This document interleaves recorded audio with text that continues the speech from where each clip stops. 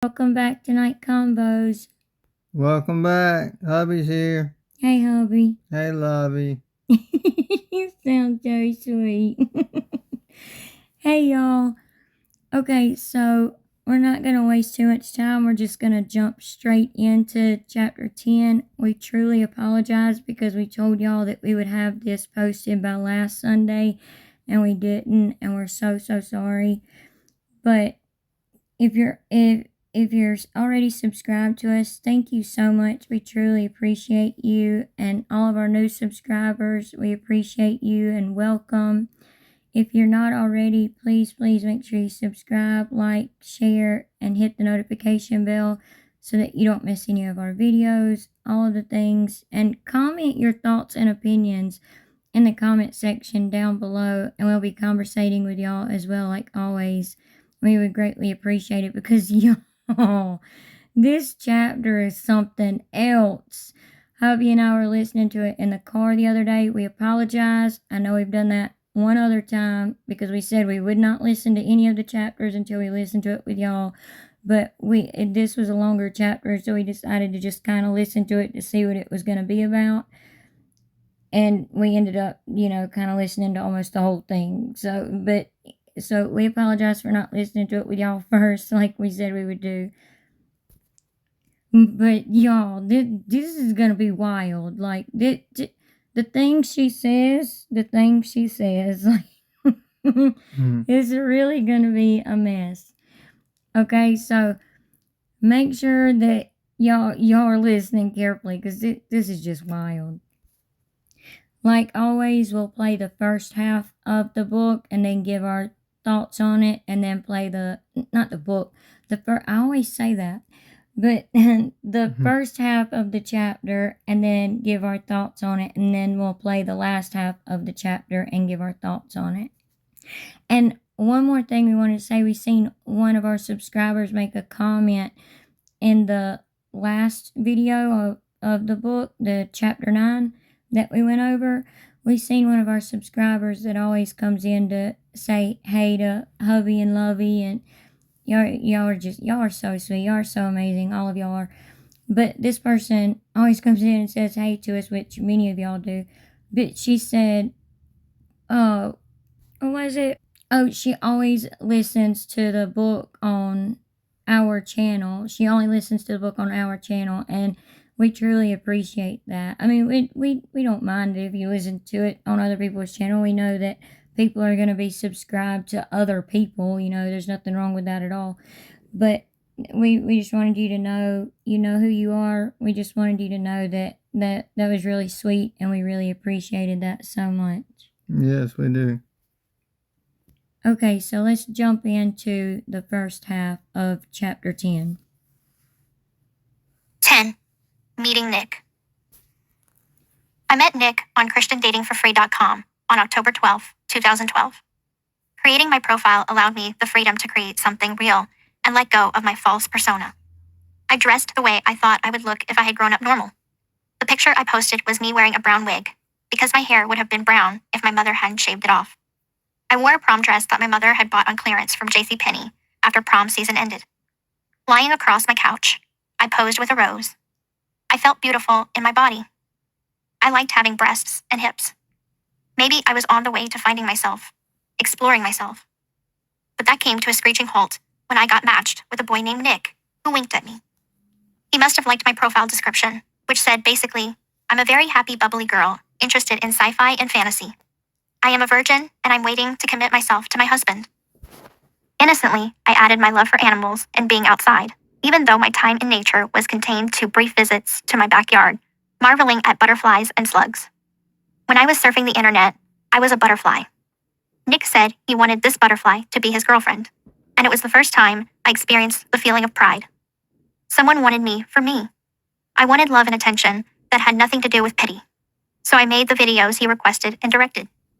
The more he praised me for a good job after sucking on a dildo he had ordered from Japan, the more I believed he loved me.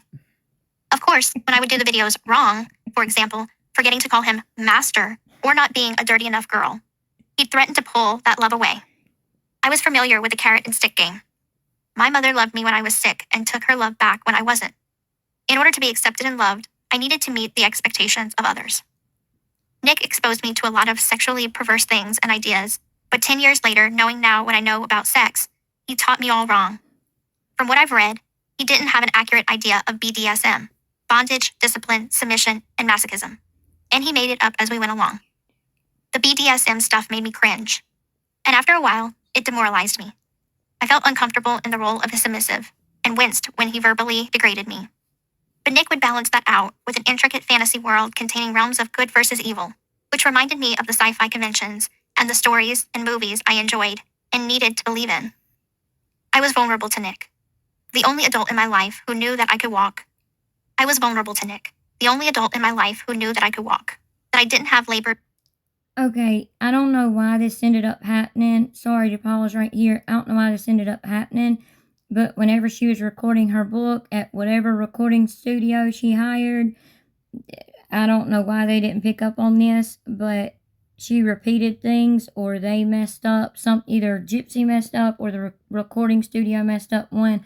But when you hear her repeat things, that is not us. That's actually the recording studio that screwed that up and made her repeat it twice or whatever. Bird breathing at bedtime, that I wasn't mentally disabled, that the scars on both sides of my neck were from unnecessary surgery, that I'd be under the knife again soon enough. I took off one mask of Gypsy Rose, replacing it with another mask of Gypsy Rose. Telling the truth felt like releasing a butterfly from a net, only for it to fly right into the mud. Telling the truth felt like releasing a butterfly from a net, only for it to fly right into the mud. We both lived in a fantasy world, where the innocence of imagination dies and resurrects into a world ruled by the improbable and the impossible. Nick lived in the realm of the improbable. In our elaborate conversations, he'd command his minions and gargoyles to swoop me out of my princess room and into a dimension in which I was queen, his queen. Nick's storytelling captivated me. Precise and colorful, detailed and well-crafted. If he hadn't included the perversion and the savage and depraved violence, he could have turned his stories into novels and sold millions of copies. I could feel the grooves of the stone walls of his castle and the smoothness of the horns of the Seraptors, circling the labyrinth. Proper names for his creations rolled off his tongue, suspending my belief in glorious ways. Night after night, I drank from his chalice of escape. Nick's realm held mystical beasts, evil spells, and poison potions, the upside-down version of my reality. Like Earth's continents, Nick's fantasy world contained several lands separated by serpent-filled seas. Nick's evil twin brother lived in one realm, and he vowed to build a portal to the human world, where he would murder those in Nick's wake, in particular, me. Thank goodness for his medallion, his prized possession, which magically transported Nick out of this brother's realm and into his secret realm of safety, which was also Nick's kingdom. Here, he was king and lived amongst 12 alien soulmates of different species. I was the only human soulmate, his queen, but not without a duty. And if I didn't fulfill it, I'd be cast out forever, losing the one king who would ever love me. This kingdom is where Victor, the 3,000-year-old vampire, lived. It was also home to the Dark One. These villains did not drink blood. They thirsted, however, for rape and murder of women, and not always in that order. Nick also had such a thirst for necrophilia, as he shared his fantasy of first murdering and then raping his ex-girlfriend, after which he would meticulously carve her skin with a knife to brand her with labels like whore, bitch, and slut. In Nick's realm, king and queen did not sit side by side, but as dominant and submissive, the queen being ruled over in all aspects. And it wasn't just sex. I'd only speak when told I could speak. I'd be chastised for laughing at something funny because I hadn't yet been permitted. I could not make advances or ask questions without a code word. I role-played with 4 different personas. Demona, who was a half-werewolf, half-human girl. Kitty, who was childlike. Candy embraced more of my slutty side. And Ruby was the evil one. Our laptop cameras became a portal between his realm and mine, transporting us both into our respective roles, me dressing in costume, taking orders, speaking in the language of the realm, and addressing Nick as master. He would protect me from anyone, yes, even his evil twin brother, but only if I was a good girl and did as I was told. You have to understand, I thought my having a boyfriend would bring me one step closer to being a real teenager, like my neighbor Aaliyah and her friends. I thought that having a Facebook profile and liking and sharing things was going to ultimately initiate me into a culture club filled with peers and people watching, and an actual community of which I was an active participant. If I couldn't physically reach out and touch that world, I'd bring that world closer to touch me. When Nick... Okay, maybe he could have sold thousands of copies of books had you not manipulated him. But, well, here we go again, y'all. You never take any blame at all, do you, Dip Jip? So, in this chapter, I guess she's going to blame Nick for everything, where in the last chapter it was her mom. No accountability or remorse. We don't expect anything more from her. You're right, because he did the actual kill, not me. I can't kill, not me. That's why he's where he is today. Y'all remember that from the Nick Val files when her and Ryan went on there? He did the actual KILL, not me. That gets on my nerves so bad. But I'm sure that just pissed a lot of us off, though. Now she has come to the part where she met Nick online. She says that she only got to go outside in the backyard and look at slugs and butterflies, but yet she wrote in text to Nick that she wanted him to get rid of any bugs before leaving with him, which I don't know what that was about, but whatever. Also, y'all look at this. Look at these pics. What is that? Is that Gypsy outside? Sure is. It's also her with, like, other kids. Like, Yep. wow, what? You didn't get to do anything, though, Gypsy. You're literally at an activity center here, having fun. And this, sitting there happy in her wheelchair, getting to learn about snakes and different critters or whatever.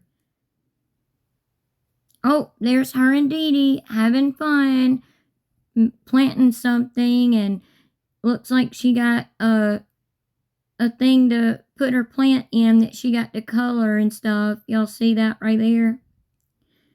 Where she got to, like, make some kind of can or something and color it the way she wanted it. Also, in the crime scene photos, their kitchen had a lot of Mickey Mouse stuff in it, which we're still going through a lot of that, which thank you again to the person that got us that stuff. But anyway, and then look here. Look, smiling Gypsy, learning about the snakes and stuff. This other girl seems scared to death, bless her heart. But yeah, I mean, she's hanging out with other kids that appear to be younger than her, in my opinion. But she could have been an adult here. She could have been around 18 or 19 here, to be honest. But yeah, she got to hang out with other adults and do things. And she got to see stuff and got to be outside and do outside activities other than just getting to sit outside in her backyard and watch the slugs and butterflies. But y'all, she was literally at a place with other children doing outdoor activities and having fun with snakes and other critters, might I add, like I just said. Then she just jumps from that to bam, hey, I sucked on a dilly-doo. Like, what?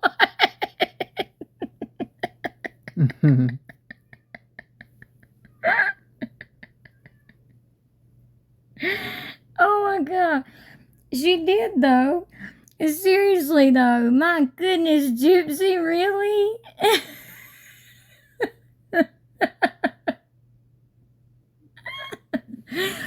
Really, girly pop? You want your daughter to read about you sucking on a dildo?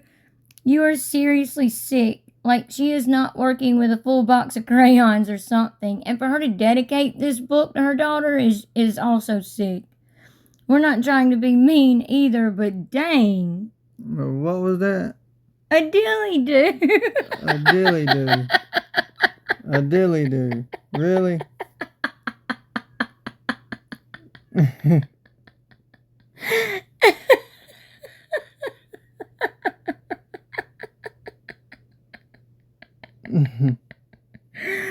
so sorry, y'all. A dilly-doo or a dildo. Yes, I said what I said. For real, though. I said it. I said it that way because of YouTube. So which do you prefer, hubby? A dildo or a dilly do? I don't prefer either one personally. That's not what I mean. I'm sorry. I'm sorry the phone flipped upside down. That's not what I meant. You know what I mean. Which one do you prefer me to say, you goof? A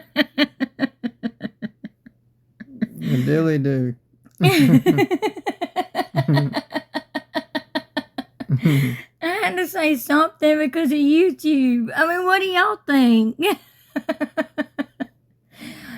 Anyway, okay, sorry, y'all. Sorry, y'all. We had to pause for a minute and gather ourselves and our thoughts. That was freaking hilarious, though. But now we know hubby don't prefer either one. But seriously, though, why is this stuff even in the book? We, nor your daughter, or anyone else for that matter, need or want to know this stuff, no matter how old your daughter is when she reads it, which I can guarantee you will be before she is 18, Gypsy. And this is why we keep saying this book is an actual trigger for people of SA or R or DV or any type of stuff like that. She says she's familiar with the carrot and stick game. Well, Gyp, that's because you are the one that did it to Nick and your mom too, in my opinion, not the other way around.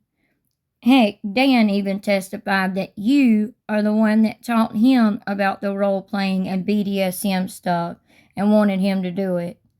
You might not look at the autopsy or crime scene photos of your mom, but you can't deny this truth. You were there. She denies everything else. Yeah, that's true. She does. And you can't put anything past a person with a narcissistic personality disorder that is a pathological liar either. That's a very dangerous person too, by the way. Not just saying that. That's very serious. Y'all can seriously look that up, like in medical books if y'all have any or whatever. But seriously, y'all can look that up.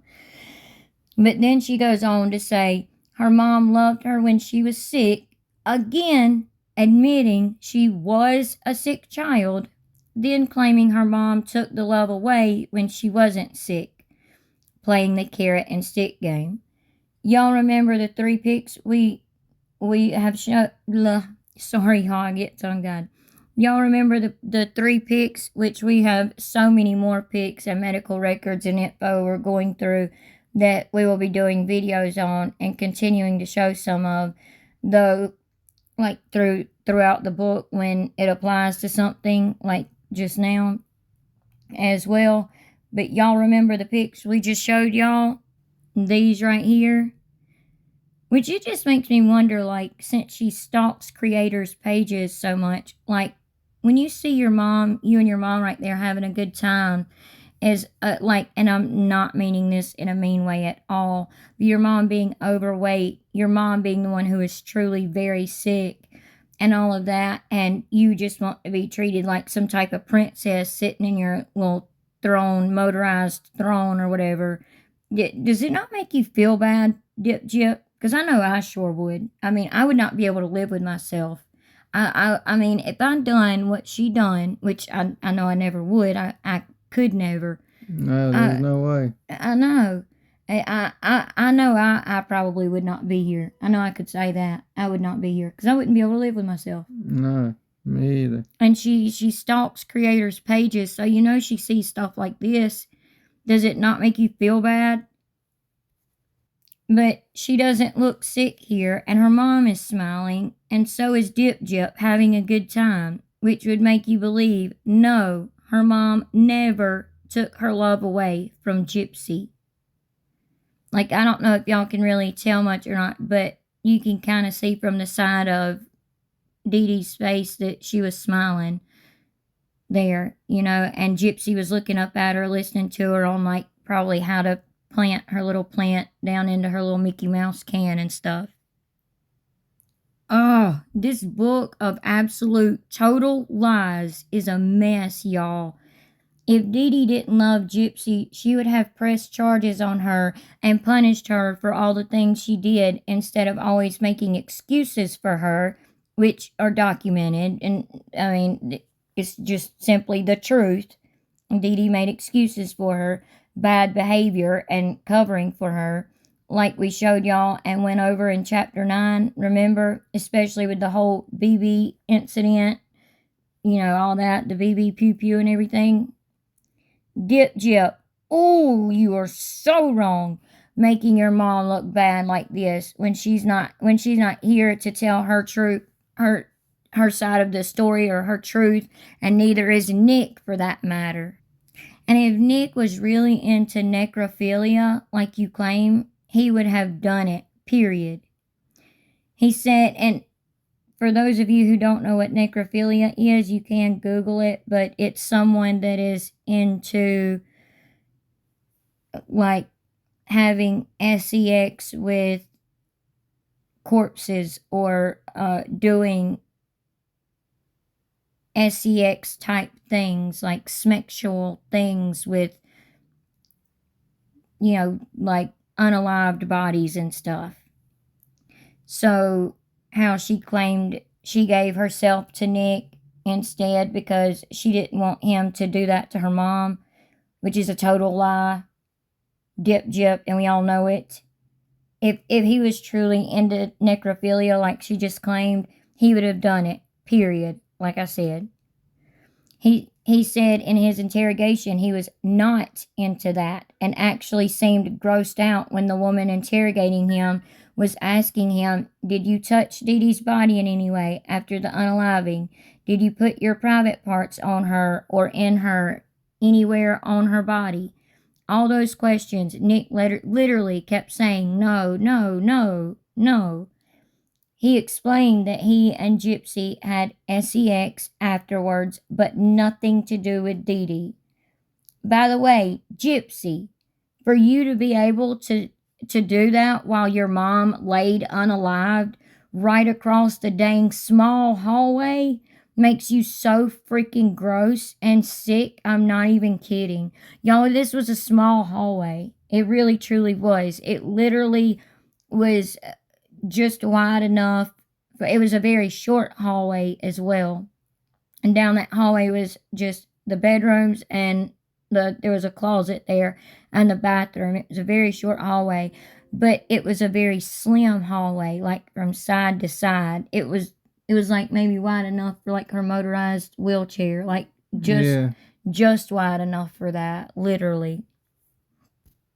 But yeah, for you to do that, laying there with your mom laying there unalived, is sick. You seem like the one that actually wanted to do all that because you were the one making the video in the hotel room saying, right now he's eating a brownie, but later he'll be eating me. Remember that? Seriously though, you remember that, Gypsy? Do you remember that? You nasty? Do you remember that? You're sick and gross and you need serious therapy and help, girlfriend. She said Nick shared a fantasy of unaliving and then R-ing his ex-girlfriend and carving her body and all that. Like, we've never heard that crap until now, which I think is a load of BS. Feel free to correct us, but we've never heard it. If y'all have ever seen proof of this, of Nick saying this, like in text messages or anything like that, please let us know. But we have never seen it. You should be ashamed for making that up, in my opinion. Like, seriously. Yeah. She then says she could only speak when told she could, and talking about her and Nick. She then said that she could only speak when she was told that she could, and she was chastised.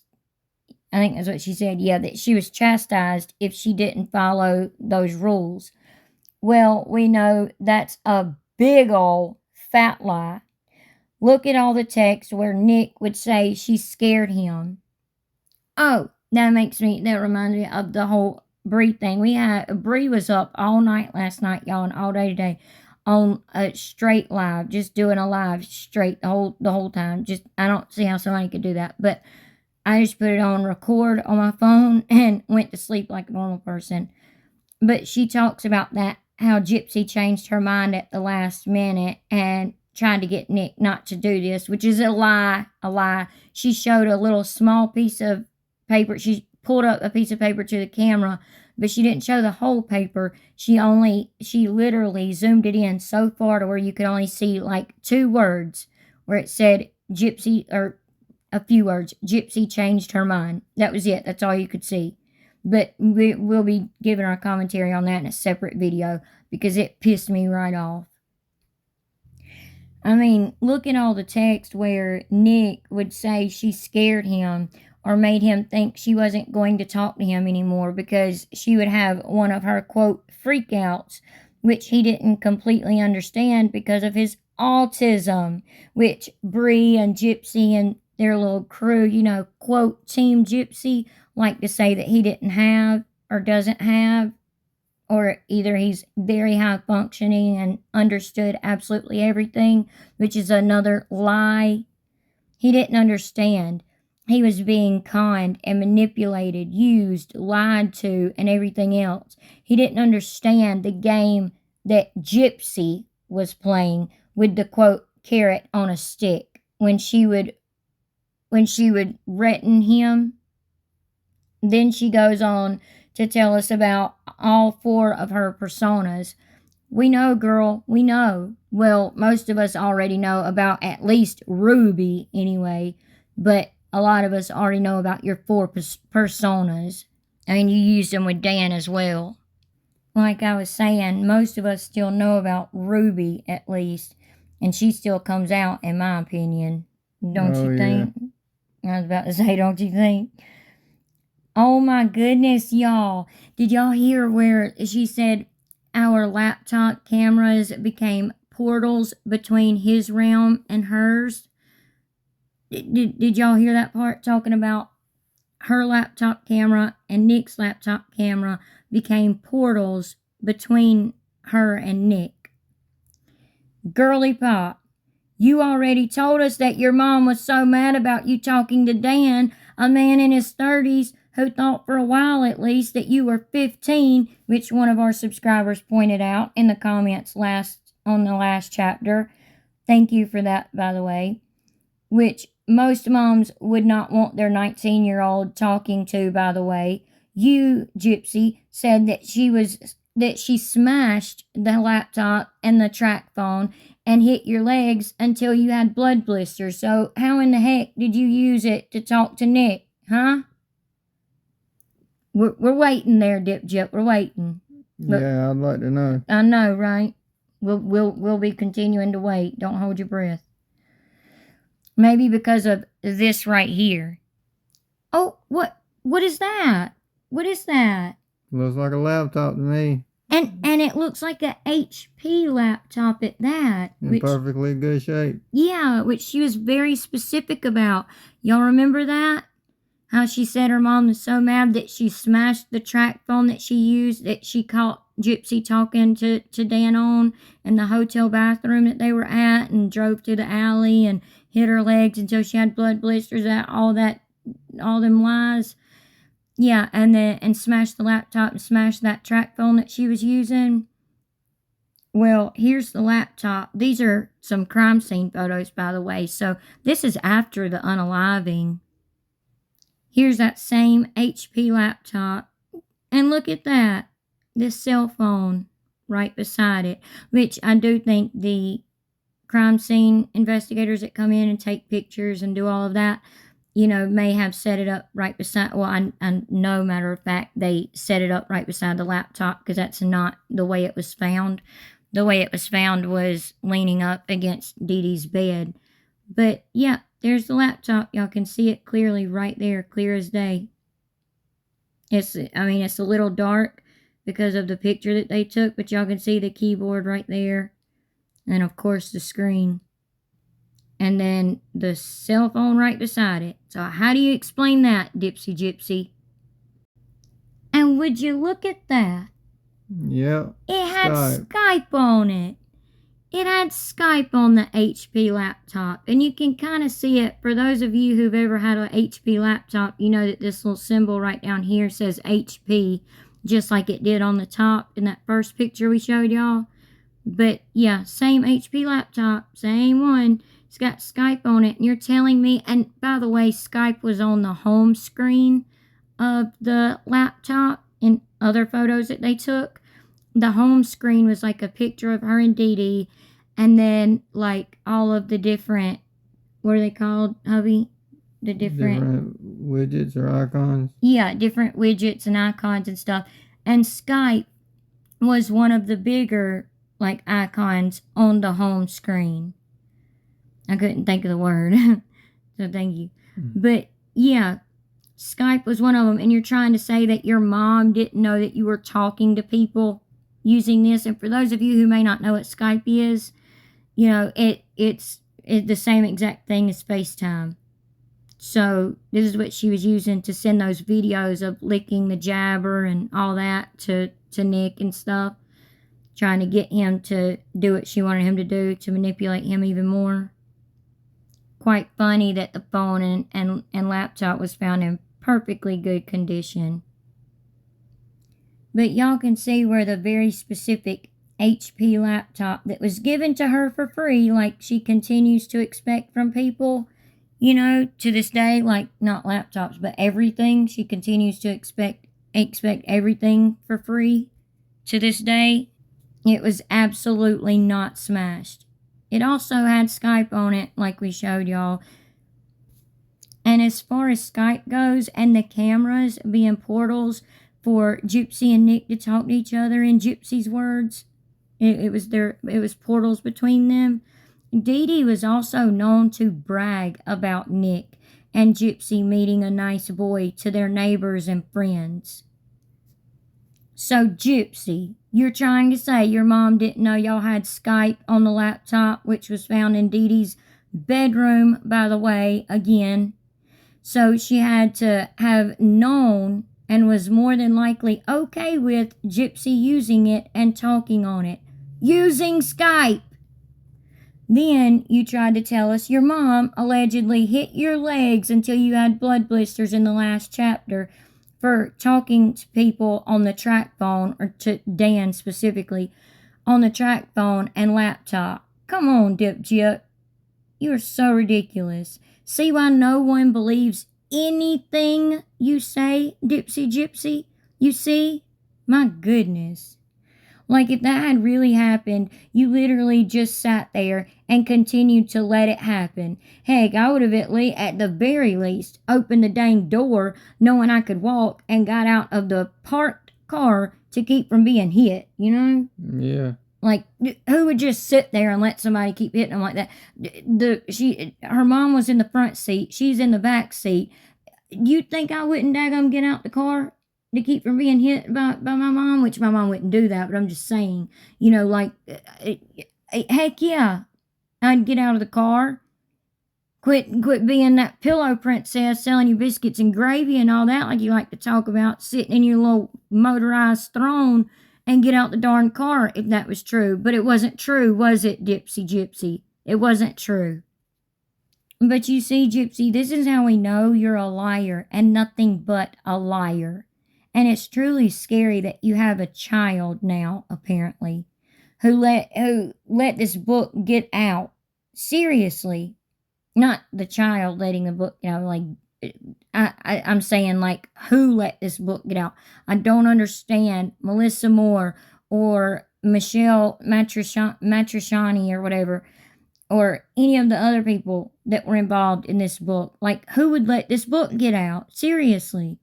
And why in the heck would they agree to publish this nonsense and literal book of contradictions and lies? For the blood money. Yeah, seriously, yes. That's got to be the only reason. Because, dang, this is some for real crazy nonsense.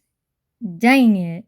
It is for real Delulu, Dip. You're losing it. You're becoming you're not becoming unhinged. You are unhinged. Literally. We seen your little Instagram post. You're unhinged. You're saying Nick would protect you from this evil fantasy stepbrother and anyone else as long as you did what you were told.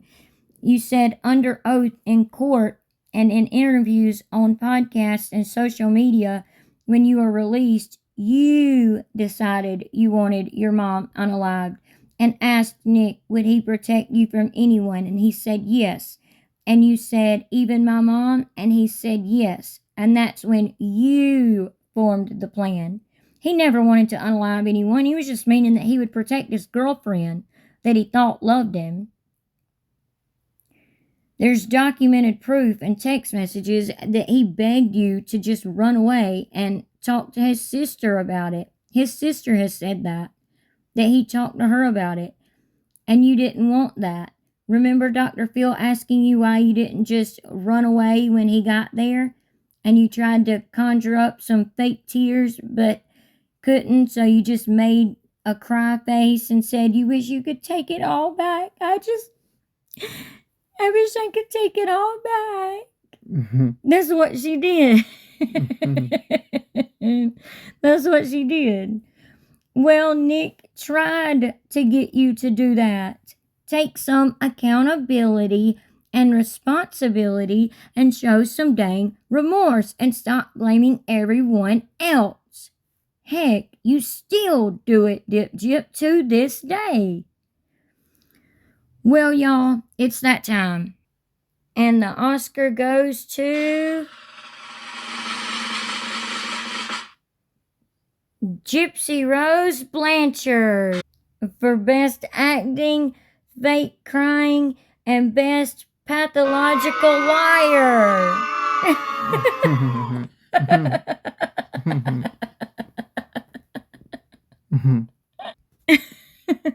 Okay, seriously though, if y'all have made it this far into the video, thank you so much for listening. We truly appreciate it so much. Yes, we do. And there's obviously even more mess to come, so let's start the last half because it gets even, I don't want to say better, but it More disturbing. yeah, and more intense and more about the dilly doos. Here we go, y'all.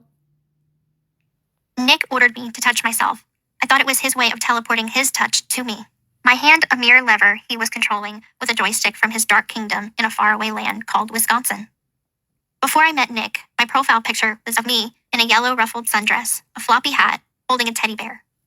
Where my mother defeminized me by putting a razor on my vagina, Nick told me I'd be a woman if he carved me up with a knife. Where my mother humiliated my femininity by binding my breasts, Nick ordered me to humiliate myself by slathering them with barbecue sauce or peanut butter. I was a mechanical doll, taking instructions and acting them out without pleasure or pain. I just was. Because I believed I was learning what love is. It is someone caring enough about you to dominate you. It is caring enough about someone to fulfill all his commands. The validation I'd received from Nick kept me compliant and submissive. In order to be accepted, I needed to keep him happy. I had no other suitors, no other reference point. I was alone and wanted my loneliness to be cured, to treat it because it was the one true disease I actually had. Here is a guy into all this odd stuff, okay? But how bad could it be? Maybe guys his age explore sexually in this way. How would I know or not know? I just wanted to be accepted, and I thought I'd do anything he wanted to stay in his life, even if that life was in a world of his own making. I had already lived in a world of someone else's making. At least in his, I was a woman. I'm so proud of you, he said, after I sent him my initiation video, which formally defined our roles in the BDSM relationship. At the end of the video, I had to say, please consider me as your submissive. As elaborate as the details of his fantasy realms, Nick would send me scripts to act out, direct my dialogue and costuming, and demand unusual sexual behaviors with phallic objects, while contorting my body so my female parts were exposed like parts under the hood of a rusty old car. The acting felt natural. During the day, I was a hairless, prepubescent, paraplegic child, squeaky-voiced, running through scripts that prompted doctors to poke and prod me. At night, I was running through scripts begging for the mercy of my master as I poked and prodded myself. Day or night, mother or master, my identity was created in the image of a two-headed monster, a monster whose fetish was to feast on my dignity. Nick pulled BDSM through like a thread in his fantasy world stories. There was no separation between the realms and our dominant and submissive acts. Whatever we would be doing or saying as dominant and submissive was all in service of his kingdom or the realm, where the Dark One, where Victor, and where Nick's evil twin were all out to get me, to pillage me and make me scream in horror, and degrade my womanhood with each painful thrust of their daggers. He wanted me to denigrate myself with a 9-inch dildo he had mail-ordered from Japan. I remember him ordering me to stalk the mailman, because something was coming for me. I did intercept the unmarked package, and the thought of shoving the object up me made me queasy. Bad girl that I was, I told my master no when he told me to put it in all 3 of my holes. So I just sucked on it for him, taking out my dentures to try to ease the gag reflex so I wouldn't vomit in my mouth. He called me names, whore, cunt, bitch, all the while my tongue painted the plastic, up and down all around. The feeling of confused shame was familiar as I heard my grandfather's voice in my head. Minutes lasted between sounds of my swallowing and smacking until finally Nick ordered me to stop. I overlooked the malevolence and the kink in order to build something that wasn't there. A life with Nick. If I were free, what would it be like to live together? I'd ask him, unaware that he was engaged in video relationships with at least 3 other women. It wasn't just about having Nick control my life. I wanted to imagine our romance coming to life in my realm, the real world. What would it be like to be king and queen? I waited for Nick's answers, with bated breath. But his answers were all about being his sex slave and fighting the forces of the Dark One. I agreed to the terms of Nick's dominance over me. In his mind, this meant we were married. I own you now would become his refrain. He said one day soon he'd take my virginity from me, because that's what dominants do. I invested a lot of time and energy in capturing his acceptance and what I thought was love, while he captured my mind. He would say things like, "I'm so proud of you," if I rubbed the right amount of barbecue sauce or ketchup on my naked body in the bathtub. "You have so much potential, Gypsy," he'd say. If I was good at humiliating myself for his pleasure, he'd tell me he loved me and he believed in me. Other times, he'd say I needed bigger boobs, or I wasn't dirty or nasty enough. Nick introduced the violence, the murders, the blood, the carvings, the brutal rape fantasies, and I was so afraid of losing his validation. I ignored his ex-girlfriend's Facebook message warning that he was controlling and not all there. What girl wants to see her ex happy? Nick rationalized when I told him his ex messaged me. It wasn't until he told me that upon our daughter's 13th birthday, he would take her virginity, that I thought he crossed the creepy line. I broke up with him, but like a good submissive, I accepted his apologies and returned to our status quo, the same way I accepted my mother's non-apologies. The end game was to live a life together and to finally be together, and the ideas of how I wanted to be treated and how he wanted to treat me were different. We'd argue a lot about this. Why can't we just have a normal life? I'd say, my begging indirectly feeding into his dominance. Like the people on Malcolm in the Middle, why can't we have that family? He didn't want an American sitcom kind of life. I'm not that kind of person, he responded, firm on the fact that he wouldn't change, that people don't change. You must not really love me if you want to change me. We would go back and forth on the matter of shifting our relationship from dominant and submissive to an American sitcom kind of life. We'd threaten breaking up with each other, which triggered an anxiety of being abandoned, which is something I still grapple with today. Our fights would shine a light on my feelings of unworthiness, which only made me sabotage the relationship even more. He'd do the same, and he'd continue his threats to leave me, and the cycle would continue. Finally, I'd beg him not to leave me and cave in to do whatever he wanted me to do. Malcolm in the Middle, Gypsy. The show Malcolm in the Middle. Really? You didn't even know what Malcolm in the Middle was back then, unless you're lying, because you've already said so many times, not only in the book, but in your live videos on TikTok, on podcasts and interviews everywhere, that your mom only allowed you to watch Disney movies and princess movies, and that was it. So, Malcolm in the Middle, explain that one. Anyway, she starts the second half off by saying Nick controlled her, playing with herself, and her mom defeminized her by shaving her down south area.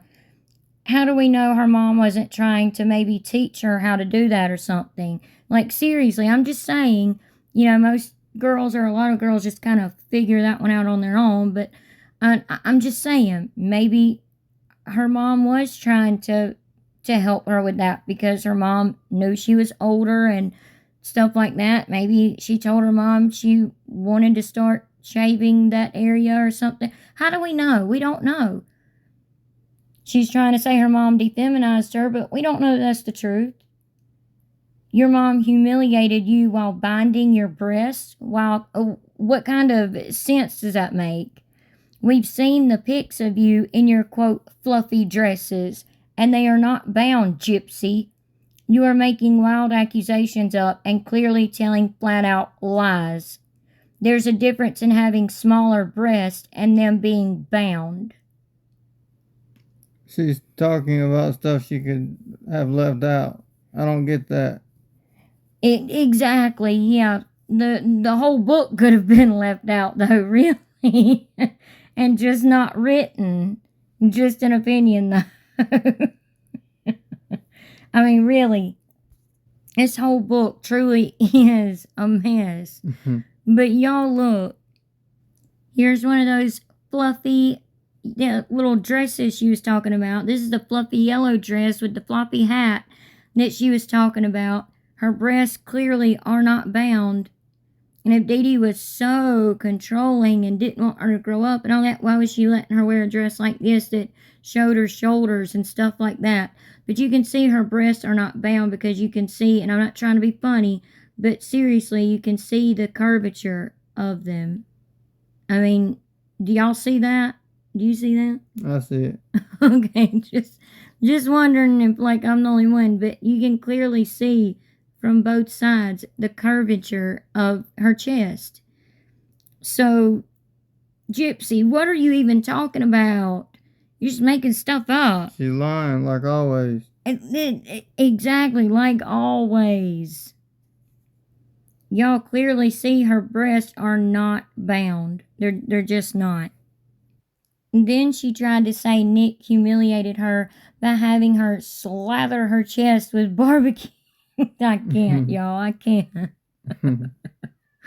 Y'all, this is hard to do. I can't. Humiliate her by having her slather her chest with barbecue sauce and peanut butter. What? They're not chicken breasts. You don't put barbecue sauce on them. She is so just...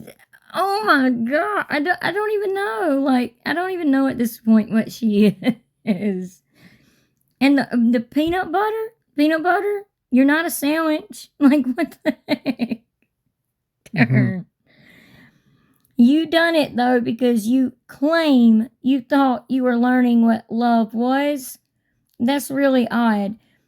None of this has ever been mentioned, and we all know she can't keep her mouth shut about anything.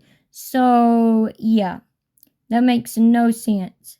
Gypsy did claim there was going to be stuff in this book she had never talked about before. She probably said that because she knew she was going to be lying a lot. And making up a bunch of crap. Yeah, and trying to cover for it.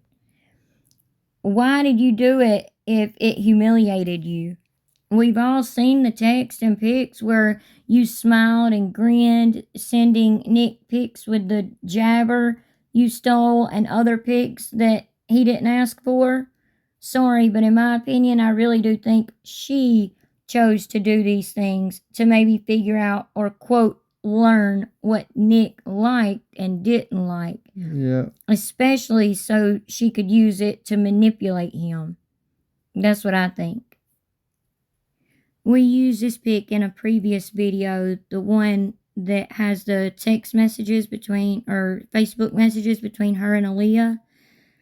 Yeah, you see her grinning in that top right picture and licking the jabber in the top, did I say right picture? You said top right. Okay, I get my left and right confused sometimes. I know you do. I know. It's bad. But she's licking the jabber in the bottom right picture. And then over here in the left picture, she's sitting there like kind of like tossing her hair a little bit with her hand, it seems like. And sitting there smiling real big. Like, freaking evil and creepy looking. I'm telling y'all, it's weird. It's weird. But this was Ruby. This is Ruby, in case any of y'all didn't know. This is Ruby.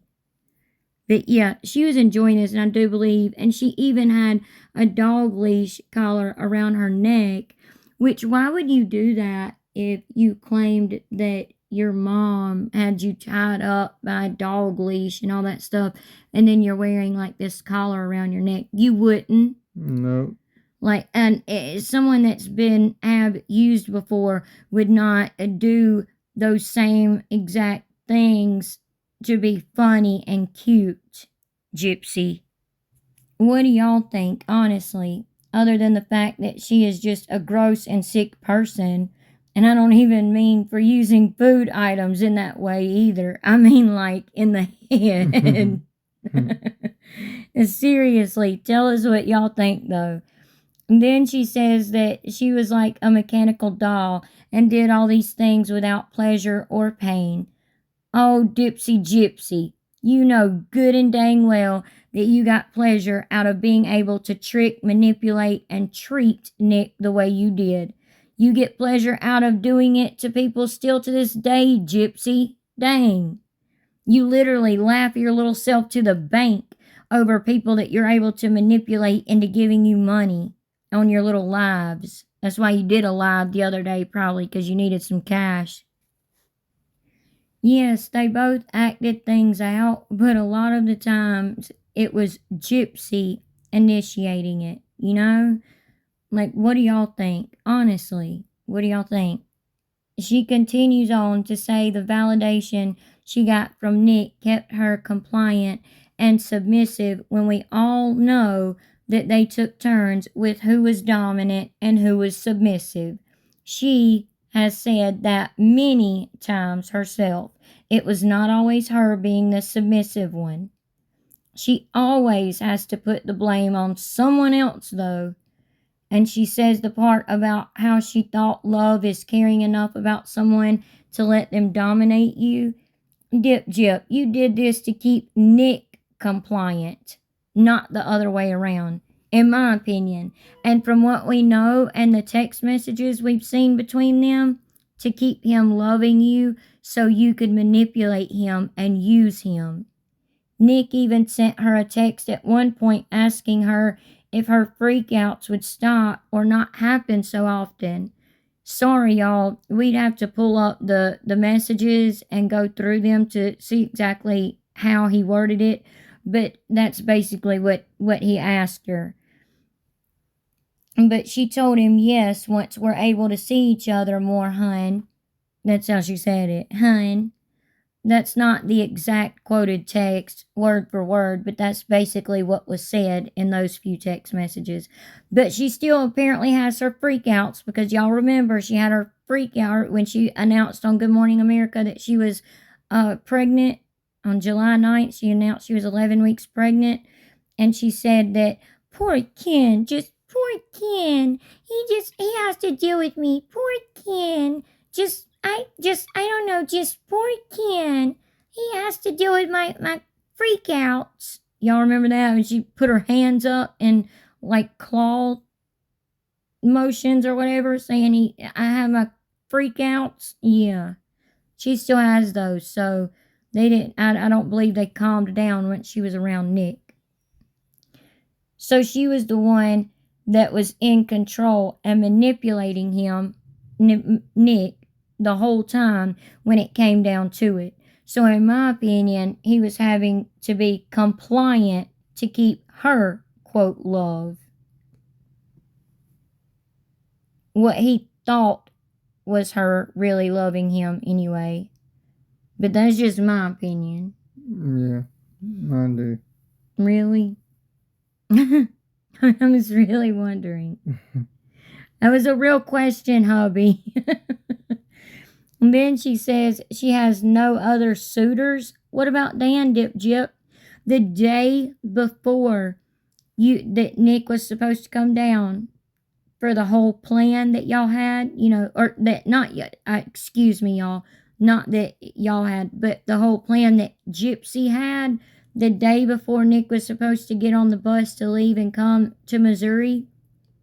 Remember, she texted him and said, "Oh, I have a guy that wants to meet me at the coffee shop, and I was just wanting to know if I could meet him one more time to have sex and all that." Yeah, she just messing with Nick's head.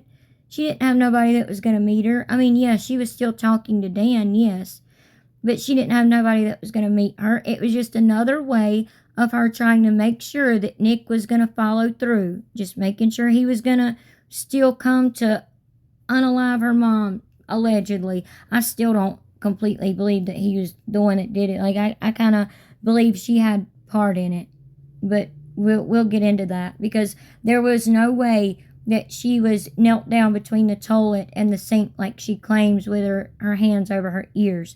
There's just no way, and we'll show y'all why in another video. But we know you were still talking to Dan, even though you were only 19 years old and he was in his 30s and married. This girl really does not take marriage seriously at all. If Kenny Boy married her, she would. Yeah.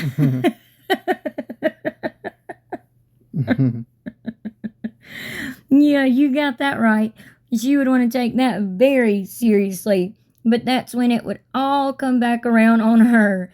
You remember that, don't you, Dip Jip? You know, hashtag karma. That little post you wanted to make to your haters that was giving the alleged hacker money, and you said hashtag karma. If Ken ever married her, that's when her karma would really get her. Oh, yeah. And then she continues and says that she sent him an initiation video into their BDSM roles, not the other way around. So looks like you told on yourself there, Dip Jip. Look, y'all, we're I get tongue-tied. Look, y'all, we're on chapter 10 and still have not gotten to any part of this book where she's doing anything or saying anything to help real survivors. Just her talking about sex constantly, which her hypersexuality can be a symptom of her chromosome disorder. Still, though, this isn't a book to help anyone, in my opinion. Well, other than her, you know. Yeah, to help her pocket. Exactly. Yeah, to help more her get more money to go into her pocket. You got that exactly right, Hubby. More blood money to go into her pocket. Yeah. She then says she poked and prodded herself. Well, first thing, no one made you do this, Dip Jip. Second, you chose to do this, if it even really happened, because you knew you were using Nick for your end game to unalive your mom. But you also said that it made you queasy to use the dilly-doo in you, or put it in you, in all three of your holes, so you didn't poke and prod yourself anyway. There you go again, telling on yourself again. Which, nothing wrong with using a dilly-doo, or, you know, nothing wrong with dilly-doos at all. That's not what we're saying. We're just saying she's a complete liar. Y'all, we literally have no words. Seriously speechless about this whole 9-inch dilly-doo situation. She claims Nick wanted her to use on herself. She makes it sound like she wanted her to R herself. She makes it sound like he wanted her to R herself with it. I don't get that. Y'all, we're on Skype and Messenger with this situation, Gypsy. We get people send pictures to their spouses or significant others and things like that, doing stuff like this, and there's nothing wrong with that at all. At all. But if it's something you don't want to do, just type it out and act like you did, and just don't. You know, just don't and say you did. You said it was a whole fantasy thing anyway, so you could have typed that you were doing it, or, you know, typed out that you were doing these things and not really do it. But I truly believe that if she told Nick, I don't want to do this, he would have been fine with it. But either way, you know how to pretend, Gypsy Rose. And we all know you do. Dang, y'all. This is crazy. It gets crazier and crazier as you go through it. I mean, I'm really wondering what chapter 11 is going to be about. I seriously am. Like, oh my I God. know, right? How can this get any worse? But my goodness, y'all. She said he made her stalk the mailman, and she tells on herself yet again by saying that she did intercept the package. So you want us to believe you got that package past your, quote, so abusive mom without her seeing it or asking what is that or what it was? Then you tried to say the thought of using it made you queasy. What the ever-loving flip, y'all. The thought makes us queasy, Gypsy. Dang.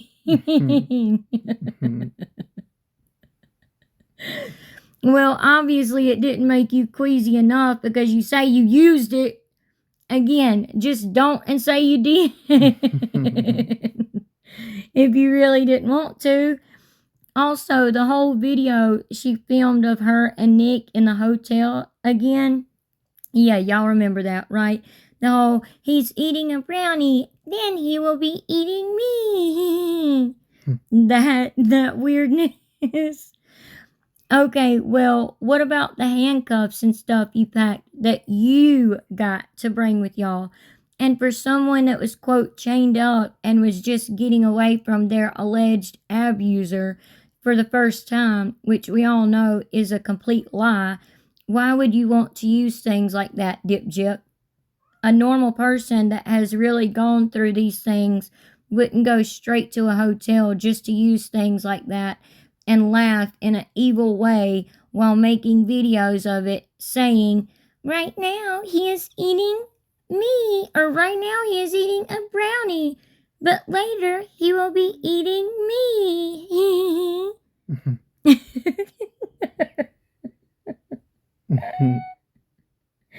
Sorry, y'all, but it just never gets old. Like, it's like the lawyer thing. Sir, please, I need a lawyer, sir. Please. Like, what the heck? Why? Like, what? Talk in your normal voice. You do it any other time. Dang. Anyway, she goes on to say she told her, quote, master no to putting it in all three of her holes, so she just sucked on it for him. You just got done saying that you couldn't tell him no, basically. So how were you able to tell him no to that? Well, Gypsy, how? We won't wait because we know you won't answer. It's ridiculous. How did she even know what to do or how to do it? That's true, because she was the one that looked all this up, and she was the one that wanted to do it. That's probably how to answer you. What do y'all think? Seriously. I know one thing, Gypsy, you are sick to want your own child to read this one day. Dang it. Seriously, darn. And she says she took out her dentures to ease the gag reflex in her mouth.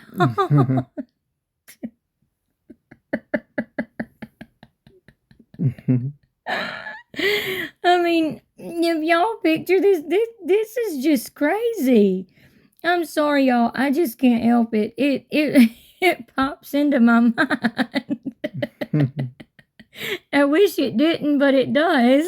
And so I'm going to share it with y'all. I can't help it but wonder, does she do this? Does she do this with Kenny Boy?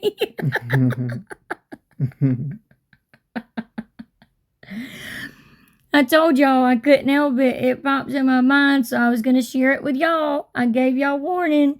But I do wonder, because she said in her last live, matter of fact, the last live that we posted on our channel of her, she said that her bottom teeth was a bridge that doesn't come out, but her top teeth do come out. And so, does she do it for Kenny Boy?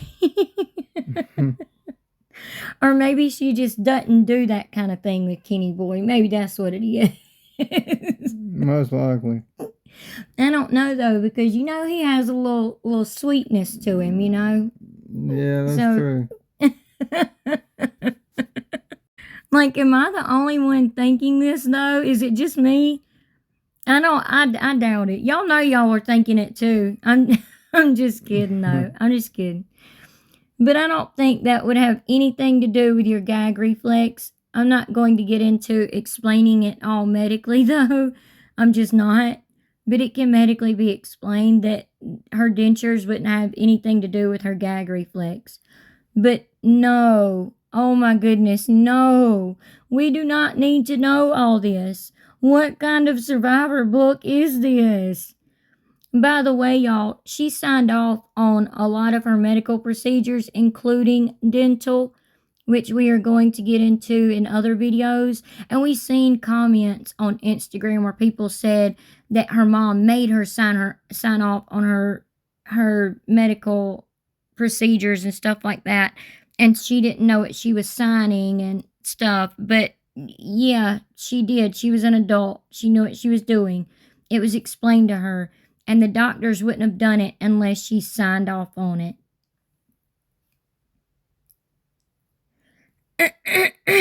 Sorry, y'all.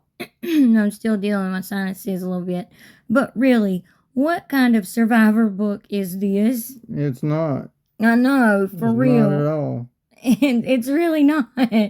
For real, though, it's really not. This is literally a corno, like people were saying. Like, darn. The song Nasty by Tanash comes to mind listening to this. Some of y'all know what song I'm talking about. Like, I've been a nasty girl, nasty, I've been a nasty girl. Is somebody gonna match my freak? I can't do it without laughing, but y'all, that's what the song says. But that's the song that like comes to mind reading this chapter. It is crazy. It's ridiculous.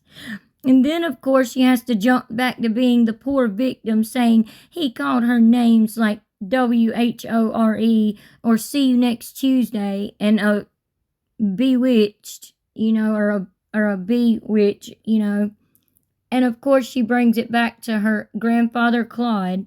And remember, y'all, she literally did a TV news interview saying that the Petries wanted, which that's what her grandfather is a Petrie, because remember, Dee Dee's maiden name was Petrie.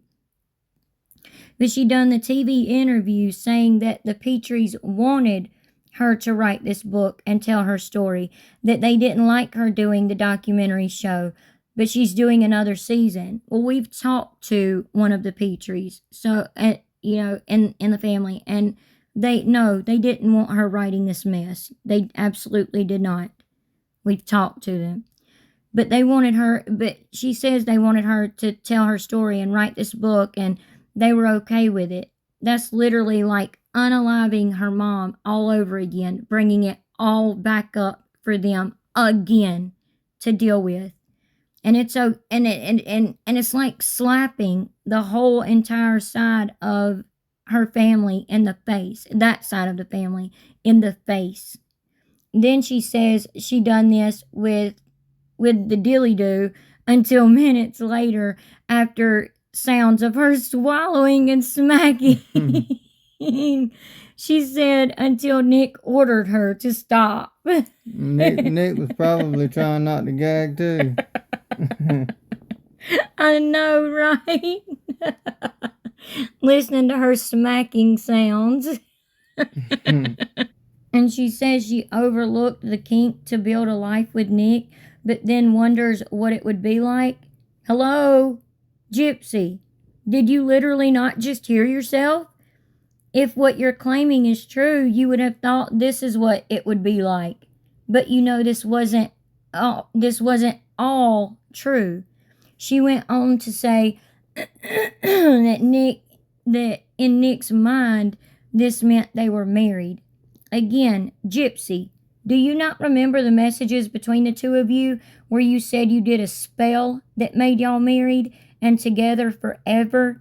and that you are going to wear a ring you stole from the store Claire's, and you sent him a ring in the mail to wear? Yeah, his mom actually talked about that with the investigators and told them about you mailing him the ring when y'all were arrested and being interrogated. Y'all. Just y'all. This is crazy. The way she keeps wanting to talk about rubbing ketchup and barbecue sauce on herself in the bathtub is ridiculous. She already told us about the barbecue sauce and peanut butter. We get it, Gypsy. Dang. You didn't have to add ketchup, too. Well, she didn't. The way she ended this, literally blaming Nick for absolutely everything, honestly makes me want to gag. Makes me want to gag. Me too. And saying saying he brought up the schmurders, the carvings, the brutal R fantasies. Gypsy, you should be ashamed of yourself for all of this. Seriously, for saying all this. She was the one that actually broke up with him all the time when he couldn't understand exactly what she was saying in messages, and the manipulative carrot and stick games she was playing with him. Like when she told him, okay, I'm ready, or it's go time. The message, I'm ready to go through with it, and it's on for tomorrow night, talking about the unaliving. I'm ready, all that stuff she said to him. He didn't understand, and she would get mad, break up with him, and then drag him back into the relationship because he actually loved and cared about her, and he thought she felt the same way, when the whole time she was grooming him to use him for her end game. Well, y'all, after all that, I'm just flabbergasted. Like, I really am. Like, I know I had a lot of thoughts, but I'm still speechless at the same time. I don't know what to say about it. Like, what the heck did we just read in this chapter, y'all? Anyway, please, seriously, tell us what y'all's thoughts and opinions and comments are on all of this. Do y'all agree with any of our opinions, or have some of the same ones, or different opinions and thoughts? What do y'all think about the dilly-doo and all the condiments she put on herself? Like, seriously, if y'all made it to the end here, we greatly appreciate it. Seriously, we truly do. We appreciate y'all listening to all of our thoughts in the book and everything that we go over, and watching all of our videos. We really do. And if you're not already, please make sure you hit the subscribe button, like, share, hit the notification bell so that you don't miss any of our videos, all of the things, and we would greatly appreciate it so much. And we hope you all have a good night, and God bless. Have a good night. God bless. Bye. Bye.